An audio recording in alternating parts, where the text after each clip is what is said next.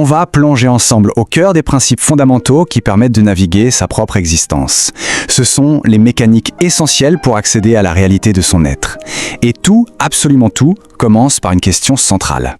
Voilà la question, qui engage l'intégralité du processus. La réponse, elle, ne se trouve pas dans une simple croyance ou une théorie. Non, elle réside dans une série de pratiques concrètes. C'est un véritable voyage de transformation qui va redéfinir de fond en comble la relation à soi-même. Mais attention, avant même de penser à une pratique, avant n'importe quelle technique, il y a une étape absolument impérative, établir la relation correcte avec soi-même. Ce fondement, ce socle, c'est le principe d'horizontalité. C'est le point de départ de tout.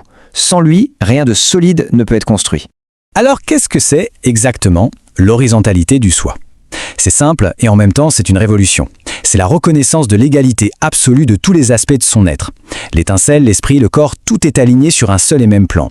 Il n'y a plus de hiérarchie. Fini le haut et le bas à l'intérieur de soi. Ce tableau le montre parfaitement. D'un côté, on a l'approche verticale, celle qu'on connaît, basée sur la hiérarchie. L'esprit est au-dessus, le reste en dessous. Résultat, une division interne.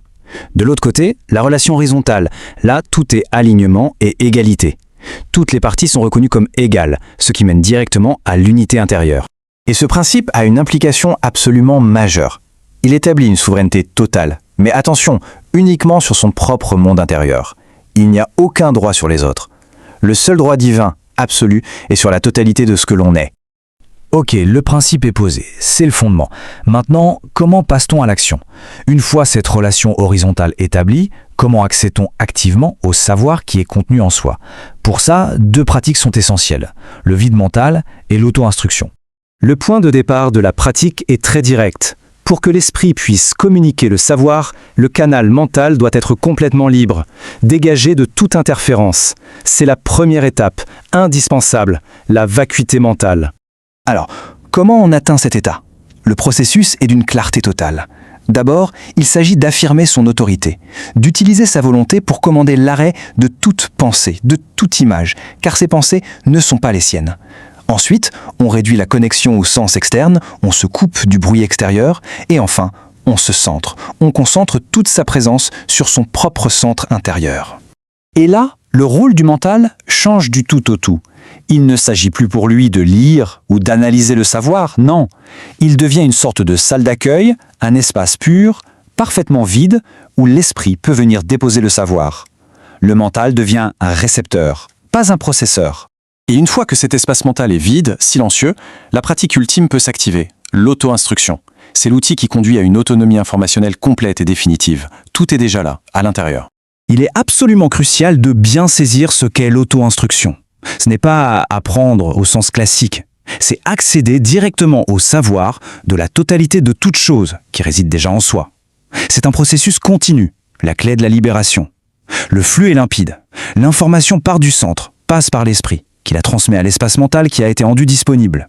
Bon, on a le principe, l'horizontalité, on a la pratique, le vide mental et l'auto-instruction. Mais comment on se dirige avec ça ? Quel est le système de guidage, le GPS interne qui va orienter chaque action, chaque pas ? C'est le rôle du ressenti vibratoire. Et là, on touche à un pilier absolu. La vibration ne ment jamais. Il faut bien noter la nuance. Elle ne communique pas la vérité, qui est souvent une interprétation, non. Elle communique le réel, l'état brut de ce qui est. C'est pour cette raison qu'elle est le seul, l'unique boussole fiable. Ce ressenti vibratoire, ce n'est pas une émotion, ce n'est pas une simple sensation énergétique. C'est bien plus profond.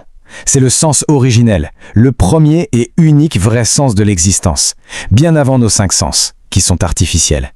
C'est la capacité fondamentale de ressentir ce qui est. Et cette sensibilité, une fois qu'elle est affûtée, aiguisée, se révèle être tout simplement la plus grande force qui soit. Il n'y a aucun équivalent. Alors concrètement, à quoi il sert ce ressenti ? Ses fonctions sont capitales. Il est la boussole interne. Il permet de discerner la nature réelle de n'importe quelle entité par sa vibration au-delà des mots. Et surtout, c'est l'outil pour ressentir et activement façonner sa propre réalité. Pour ça, il doit être purifié, distingué de toute confusion avec les émotions ou les énergies. Voilà, on a toutes les pièces du puzzle. Il est temps maintenant de les assembler, de voir comment ces 3 concepts, l'horizontalité, Le vide mental avec l'auto-instruction et le ressenti vibratoire s'imbriquent pour former le processus unifié de la libération totale. Tout commence ici.